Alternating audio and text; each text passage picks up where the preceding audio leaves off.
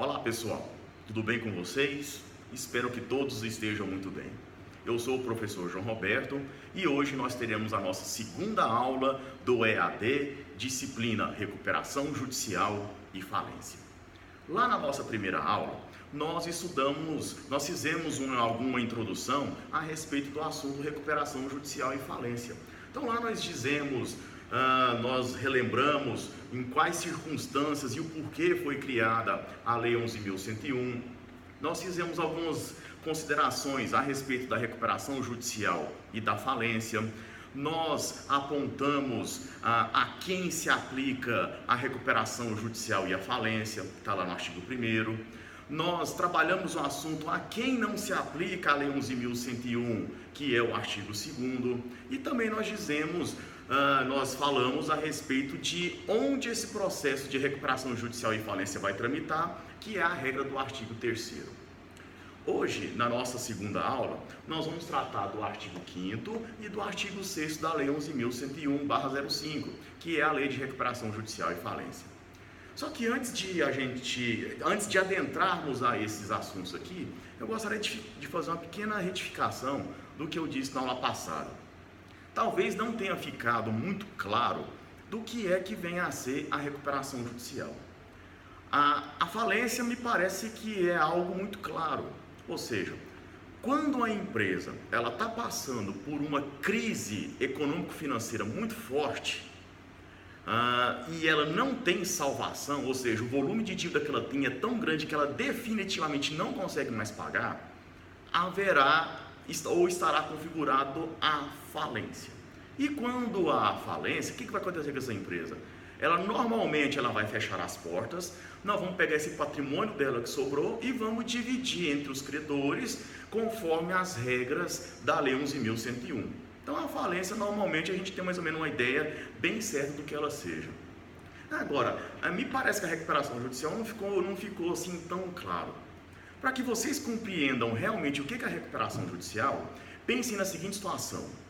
A empresa está em dificuldade financeira, ela tem um volume grande de dívidas. E hoje essas dívidas estão atrapalhando essa empresa ao exercício das suas atividades habituais. Essas dívidas são pagáveis. Só que, no entanto, elas estão atrapalhando demais o caminhar daquela empresa. Então, o que essa empresa ou essa sociedade empresarial ou o empresário vão fazer? Pedir recuperação judicial. Mas exatamente o que seria essa recuperação judicial? Nada mais é que um grande plano de renegociação de dívidas. Na realidade, essa é a recuperação judicial.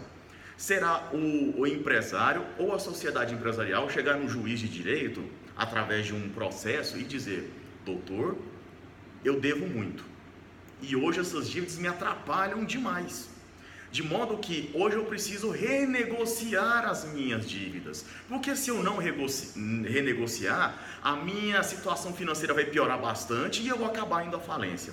Então, doutor, eu preciso de uma renegociação das minhas dívidas. E aí, esse devedor vai mostrar para o juiz quais são essas dívidas e vai propor um reparcelamento dessas dívidas. O juiz chama esses credores e esses credores podem aceitar ou não esse reparcelamento. Se for feito esse reparcelamento de dívidas, onde pode haver retirada de juros, diminuição de juros, um alongamento maior dessas dívidas, o pagamento dessa dívida em várias parcelas, ou em número de parcelas muito superior àquele que já havia sido anteriormente combinado.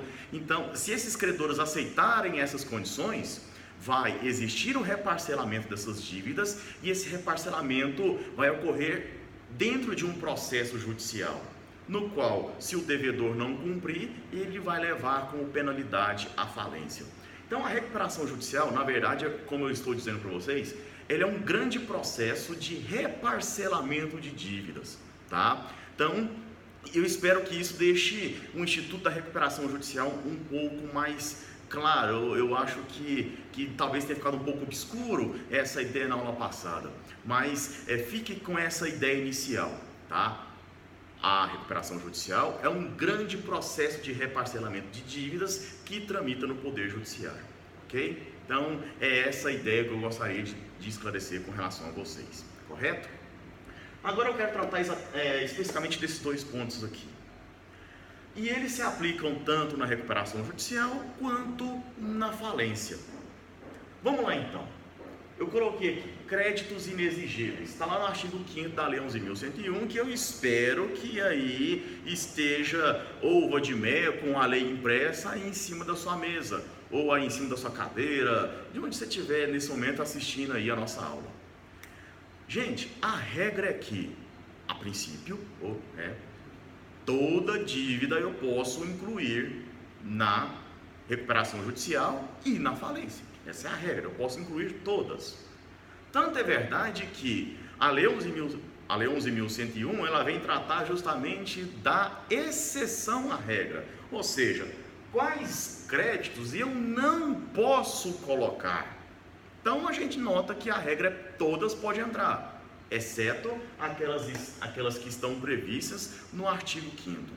E aí você acompanhando aí com a lei que está aí provavelmente no seu colo, em cima da sua mesa, você vai notar que existem duas possibilidades, que existem duas exceções, tá, a essa regra que todos os créditos são exigíveis. Existem dois, você pode ver aí que o artigo 5º tem dois incisos. Vamos então a eles. São inexigíveis na recuperação judicial e na falência as obrigações gratuitas e, além das obrigações gratuitas, todas as despesas que o devedor fizer para ingressar na recuperação judicial ou falência. Vamos então a esses pontos aqui. Não são exigíveis obrigações a título gratuito. O que quer dizer isso? Vamos imaginar que o empresário ou a sociedade empresarial tenha prometido uma doação de uma quantidade X de dinheiro ou um bem a uma entidade beneficente, por exemplo, ou a alguém que seja. Aí, essa doação não se concretizou, a pessoa que está aguardando a doação está ali esperando a doação chegar. E aí, nesse meio tempo, essa sociedade empresarial ou esse empresário vem à falência, ou então ele pede recuperação judicial. E aí, essa pessoa que está aguardando essa doação ingressa na ação de recuperação judicial na falência dizendo: olha, eu quero a minha doação. Pois é, essa doação que foi prometida pelo empresário ou a sociedade empresarial devedora, ela não é exigível, ou seja, a pessoa que está aguardando essa doação, que espera essa doação, não pode exigir essa obrigação. Tá? Então é um chamado crédito ou uma obrigação inexigível.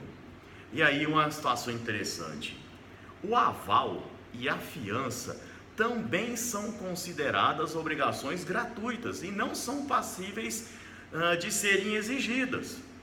Vamos a um exemplo para a gente entender melhor isso aqui.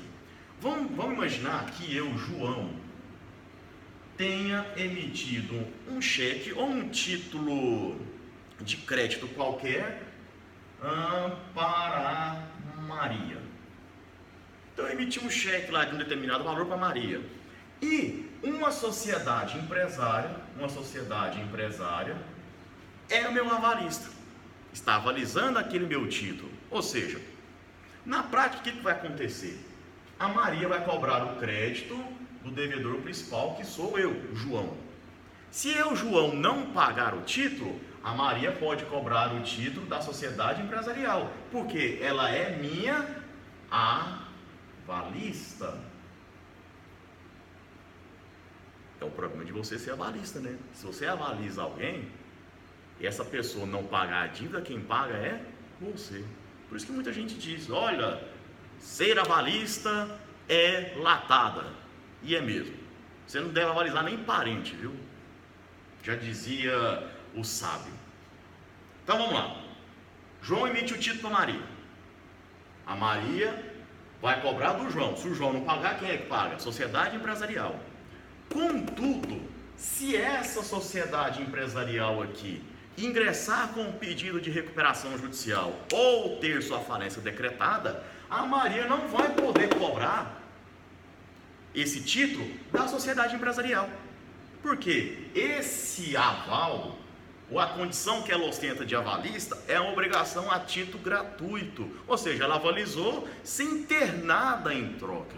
Então, não pode, por exemplo, a Maria ingressar na recuperação judicial e na falência e dizer: olha, eu quero receber o título no qual a sociedade empresarial ela é avalista. Não, tá? Aval e fiança, guardem aí. Aval e fiança são consideradas também pela doutrina como obrigações gratuitas e, portanto, não podem ser exigíveis, tá? Elas não são exigíveis. Certo? Outra situação que não pode ser exigido do devedor são as despesas que aqui eu coloquei devedor. Vamos aí no seu caderno, vai aí no seu caderno e troca. Ei, professor, credor, conserta aí no seu caderno, né? Olha o erro aqui. Vamos lá. Vamos pensar a seguinte situação. Eu, João, sou credor de uma determinada sociedade empresarial, certo? E aí, eu estou aguardando receber dessa sociedade empresarial. Mas aí, de repente, eu descubro que essa sociedade empresarial, ela pediu recuperação judicial, ou teve lá sua falência decretada. E agora, hein? Agora eu vou ter que entrar no processo de recuperação judicial, ou vou ter que entrar no processo de falência para poder receber aquilo que eu tenho direito. E aí vamos imaginar que esse meu devedor, ele mora em outro estado. Olha só. Então, para eu ingressar na recuperação judicial e na falência, às vezes eu vou ter que viajar até esse outro estado. Vou ter que gastar com passagem de avião, vou ter que gastar combustível, vou ter que gastar hospedagem, vou ter que ficar lá uns dias, vou ter que gastar telefone, vou ter que contratar um advogado para me representar nesse processo. Todas essas despesas que eu tiver que realizar para que eu possa ingressar no processo de recuperação judicial e falência, infelizmente eu não serei reembolsado. Eu não vou poder cobrar do devedor que ele pague meu hotel, que ele pague minha passagem de avião, que ele pague meu combustível, que ele pague o Uber que eu vou andar lá, que eu pague até a despesa com o meu advogado, vai ficar por minha conta. Eu não posso repassar ou cobrar futuramente do devedor essas despesas que eu tive com o advogado, pelo menos não no processo de recuperação judicial e falência. Então, as dívidas que eu tiver ou que eu contrair para poder receber o meu crédito, eu não vou poder exigir do devedor. Mas há uma exceçãozinha a essa regra que vocês vão observar aí na lei, está no finalzinho do artigo 5º, inciso 2, que são as custas judiciais. Vocês já sabem, né, que a regra é que toda vez que eu ingressar com uma ação, eu tenho que pagar custas. É um valor monetário que o Poder Judiciário cobra para que eu utilize lá a estrutura do Poder Judiciário. Então, quando eu ingressar numa falência ou numa recuperação judicial, em algumas situações, né, por vezes, eu vou ter que pagar custas judiciais. Essas custas que eu pagar, ao final do processo, essas eu posso incluir, essas eu posso ter de volta. As custas judiciais que eu pagar para, exemplo, para eu ingressar numa recuperação judicial na falência, as custas judiciais que eu tiver, que eu porventura, uma ação que eu tiver que mover para poder ingressar numa ação de recuperação judicial ou falência, essa eu posso incluir, tá? Essa eu posso cobrar do devedor. Agora as demais, aí já não será mais possível, certo? Então, são as duas, ou melhor, são os dois créditos que são considerados inexigíveis, tá? Então, esses créditos aqui eu não posso exigir do devedor, tá? Caso ele venha passar por um processo, ou seja falência, seja uma recuperação judicial, correto? O segundo ponto que eu quero tratar com vocês nessa aula é esse aqui, ó. A suspensão da prescrição das ações e execuções. O que será isso aqui? Olha só. Quando um devedor requerer recuperação judicial ou falência, a prescrição, as ações que porventura tramitarem contra ele ou em desfavor dele, serão suspensas. Vamos lá, vamos tentar entender isso aqui. Isso aqui é fácil de entender, isso aqui é tranquilo. Primeira coisa, a prescrição suspende. Como assim? Vamos a um exemplo? Vamos imaginar que a sociedade empresarial, que eu vou chamar de empresa X, emite um título de crédito, um cheque, por exemplo, para o sujeito A. Aí, o sujeito A tem um cheque na mão, ele leva esse cheque até o banco e o banco diz: olha, eu não vou poder pagar o cheque porque a conta da empresa X está sem fundos, vai voltar o cheque. Os senhores já sabem, e para quem não sabe vai saber, há um prazo para que A mova uma ação contra B, contra a empresa X, para a cobrança desse cheque. Se essa ação não for movida em um determinado prazo, nós dizemos que houve o fenômeno da prescrição, é a perda do direito de ação, né? Passou o prazo, se o sujeito A não entrar com a ação para cobrar o cheque de X, o direito de ação prescreve.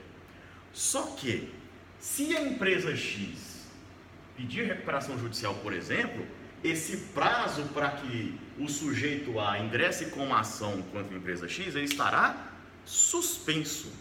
Ele estará suspenso, tá? Então, enquanto e aí vai ser essa suspensão não será eterna, agora a gente vai ver qual é o prazo, mas o sujeito A vai ganhar um tempo a mais, porque por um determinado tempo esse direito de ação, tá? E eles estarão suspensos contra a empresa X. Então a empresa X requereu recuperação judicial, por exemplo, as prescrições, o direito de ação que podem ser movidos, de ações que possam ser movidos contra ela, estarão suspensos, tá? Não trazendo então prejuízo aos credores dessa empresa, certo? Mas e com relação às ações e às execuções? Elas também estarão suspensas? Pois é, estarão. Vamos imaginar, vamos voltar a esse mesmo caso aqui, ó. O sujeito A está movendo, não é que pode mover, não, ele já está movendo uma ação contra a sociedade empresarial X. Essa ação já está em curso. Vamos imaginar aqui que o sujeito A esteja cobrando 10 mil reais da empresa X. Quando a empresa X ingressar como recuperação judicial ou ter sua falência decretada, lembra da ação que está sendo movida aqui? Vamos imaginar que seja uma ação aqui uma ação de cobrança, por exemplo, ou a execução de um cheque, que seja, tanto faz. Sabe o que vai acontecer com essa ação aqui? Ela será suspensa. Ela será suspensa, ela vai parar de tramitar. Ela vai parar de tramitar. E você sabe qual é o prazo? Você pode olhar aí no artigo 6º, vamos verificar aqui, está lá no parágrafo, vamos olhar aqui, está lá no parágrafo, aí eu tenho que achar o parágrafo aqui e eu não estou achando, mas será por 180 dias, parágrafo 4, tá? Artigo 6º, parágrafo 4, por 180 dias, as ações e execuções elas serão paralisadas. Pessoal, mas por que para as ações? Por que para as ações? Vamos pegar qual foi a lógica do legislador quando ele criou essa regra aqui. Suspende essas ações e execuções por 180 dias. O legislador aqui, ele mandou bem. Na minha opinião, ele mandou bem. Você sabe por quê? Porque quando essa empresa X aqui, ela ingressar com a recuperação judicial, ela estará propondo um reparcelamento das suas dívidas. Ele vai dizer para os juízes e para os credores: olha, eu estou devendo, eu não nego, mas eu só consigo pagar se houver a renegociação dessas dívidas. O que acontece? Quando o sujeito X começar a recuperação judicial dele, assim que no primeiro despacho da recuperação judicial, essa ação de cobrança aqui vai parar. E aí, é bem provável que o sujeito, que a empresa X, lá na recuperação judicial, proponha um acordo para o sujeito A para pagar esses 10 mil. Uma empresa X vai falar para ela, olha, 10 mil à vista é impossível pagar para você. Mas vamos fazer o seguinte, eu pago você 10 parcelas de 1.000. 10 parcelas de R$1.000 é certeza que eu consigo pagar para você. E aí vamos pensar que o sujeito A chega à seguinte conclusão. Realmente, 10 mil à vista, pelo visto, eu não vou conseguir receber. Mas 10 parcelas de 1.000, acho que isso dá para receber. Melhor, como diz o outro, receber um pouquinho e receber tudo, do que tentar receber de uma vez e não receber nada. E aí vamos imaginar que o sujeito A aceita a proposta, a renegociação com o devedor. O que vai acontecer? Essa ação de cobrança aqui, ela vai acabar perdendo a sua lógica, né? Por que eu vou insistir na ação de cobrança se eu já aceitei o reparcelamento? Então aqui, de uma certa forma, o legislador, aliás, eu nem sei se foi a intenção dele mesmo, mas ele acabou podendo colher esse fruto, ou seja, ele estimula o acordo entre as partes. Melhor um acordo legal do que uma briga interessante, né? Então o que vai acontecer? Vamos imaginar que o sujeito A tem aceitado o reparcelamento. Passou 180 dias. Essa ação de cobrança poderia voltar a tramitar? Até poderia, porque a suspensão perdura por 180 dias. Mas vamos imaginar que o sujeito A tem aceitado a renegociação com a empresa X. Tem motivo para essa ação de cobrança continuar a existir? Não tem. Porque o sujeito A já aceitou a renegociação, ele já está participando da recuperação judicial e lá na recuperação judicial ele vai receber o crédito dele de forma parcelada, mas vai receber. Aí o que vai acontecer? Uma ação, ela provavelmente pode até deixar de existir. Mas aí talvez você esteja pensando aí do outro lado. Professor, mas vamos imaginar a seguinte situação. O sujeito A prometeu, ou melhor, aceitou a renegociação da empresa X, de receber lá 10 parcelas de R$10.000. E se esse reparcelamento aqui furar? E se ele pedir a recuperação judicial e não der conta desse reparcelamento? Eu posso voltar com a ação de cobrança aqui? Essa ação de cobrança poderá continuar? Olha, ela até poderia, mas o problema é que não é viável para o credor reativar essa ação de cobrança. Sabe por quê? Porque se o sujeito A aceitar o reparcelamento do X na ação de recuperação judicial, ele vai receber aquele crédito ali parcelado todo mês. Só que se a recuperação judicial der errado e ele não cumprir o reparcelamento, sabe o que o juiz vai fazer? O juiz vai condenar a empresa X à falência. E quem já estiver dentro da recuperação judicial tem preferência na hora de receber aquilo que tem direito. Isso pode acontecer, tá? Então ele já estará habilitado na falência, de modo que se ele não estivesse no processo de recuperação judicial, ele teria que se habilitar quando começasse a falência. Então não há prejuízo algum se o credor, durante o prazo de 180 dias, vem aqui dizer para o juiz: olha, doutor, eu não quero mais essa ação de cobrança porque eu já estarei lá no processo de recuperação judicial, tá? Então é interessante no caso para o credor, aceitar essa renegociação aqui com o devedor, tá? Então, essa é a lógica que se pôde observar diante da Lei 11.101, tá? Então, pessoal, as ações e execuções, elas são suspensas pelo prazo de 180 dias. Agora, atenção, todas as ações e execuções são suspensas pelo prazo de 180 dias? Atenção, não são. Só serão suspensas as ações que envolverem valores líquidos, obrigações líquidas. Quando o sujeito A está cobrando da empresa X R$10.000, ela está cobrando uma obrigação líquida. Eu sei quanto é que a empresa X deve para o sujeito A. Agora vamos pensar aqui numa seguinte situação. O sujeito A, vamos pegar aqui, vamos manter essa mesma configuração aqui no quadro. Vamos imaginar a seguinte situação. O sujeito A está movendo uma ação por danos morais contra a empresa X, certo? Porque a empresa X negativou o nome do sujeito A indevidamente. Então o sujeito A está entrando com a ação de danos morais, correto? Quanto é que a empresa X vai pagar para o sujeito A? Quanto? Não sabemos. Não sabemos. Não é uma obrigação líquida. Aliás, nós nem sabemos se essa obrigação vai existir. Nós nem sabemos se essa obrigação vai existir. O que acontece? As ações que demandarem quantias ou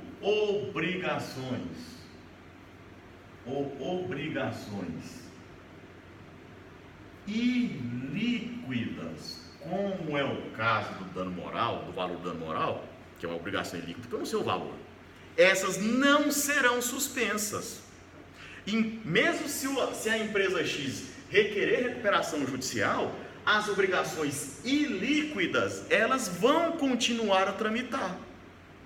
Porque eu preciso saber quanto é que essa empresa deve. Como é que eu vou ingressar na recuperação judicial ou na falência se eu não sei quanto é que a empresa X me deve? Então, durante esses 6 meses, 180 dias, olha eu fazendo bobagem aqui, ó. Durante os 180 dias, as ações e execuções líquidas, elas serão suspensas. Porque eu sei quanto é que o sujeito me deve e eu posso ingressar lá na recuperação judicial e falência e posso tentar, de repente, um acordo. É possível. Agora, como é que eu vou tentar um acordo se eu não sei quanto é que o sujeito me deve? Então, as ações e execuções ilíquidas, tá? Elas não são suspensas. Elas não são suspensas, elas continuam a tramitar, tá? Elas continuam a tramitar até que se dê liquidez a ela, tá? Até que se dê liquidez a ela. Mas vamos pensar num caso ainda mais cabuloso aqui. Vamos imaginar que essa ação aqui não seja um dano moral. Não é um dano moral. É uma reclamatória trabalhista. Olha só.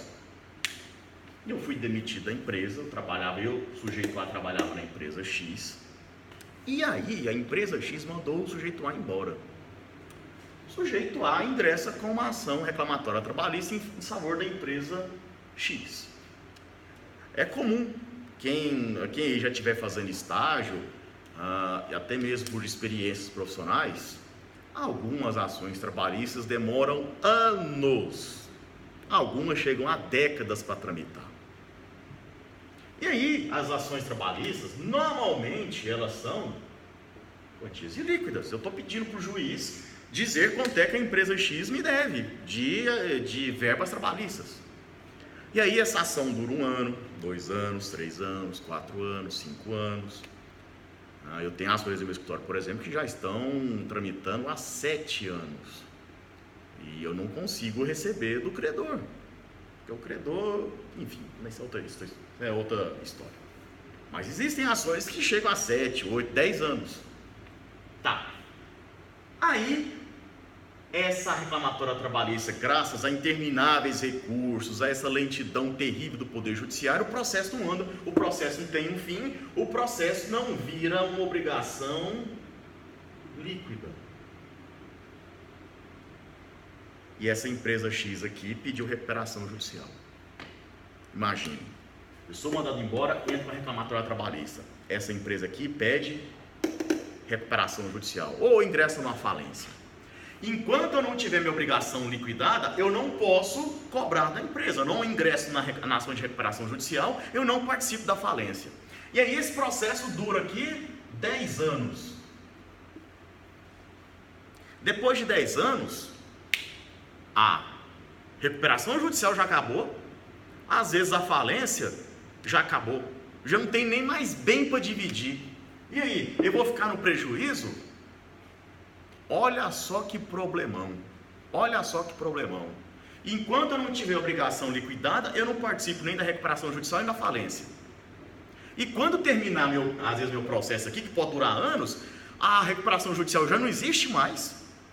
E às vezes que é o pior, e o pior caso nesse caso é da falência, porque já juntou os bens da empresa falida, já pagou todos os credores, e quando eu chegar para receber o meu, cadê o patrimônio? Pronto, todo mundo já pegou. Ou seja, eu, credor, vou ficar no prejuízo? Existe um princípio da recuperação judicial e da falência, do direito falimentar, que é o princípio de tratamento igualitário dos credores. Nenhum credor é melhor que o outro, a não ser naquelas próprias divisões ou, digamos assim, prerrogativas que a própria lei traz. Para não prejudicar esse credor aqui, esse que tem obrigação ilíquida, que vai demorar muitos anos para se liquidar, veio o artigo 6º, parágrafo 3º, e criou o Instituto da Reserva. O que é o Instituto da Reserva? Lembra do que ingressou com a reclamatória trabalhista pedindo que fosse pago a ele obrigações trabalhistas? Pois é, às vezes essa ação vai demorar anos, né? Ele não vai precisar esperar o fim do processo para começar a tomar providência. Sabe o que ele pode fazer? Ele ingressou com a reclamação trabalhista e vamos imaginar lá que ele está pedindo, vamos pensar aqui, 50 mil reais de verbas que ele supõe ter direito. Sabe o que ele pode fazer? Ele tem duas alternativas. Ele pode pedir para o juiz do trabalho,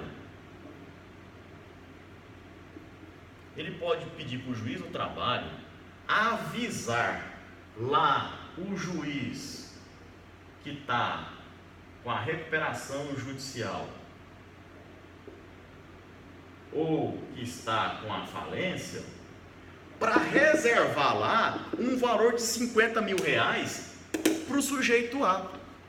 Ou então, a própria parte do sujeito A avisa o juiz da recuperação judicial dizendo: olha, eu estou com uma ação lá na vara do trabalho cobrando verbas trabalhistas da empresa X lá, eu estou cobrando 50 mil deles.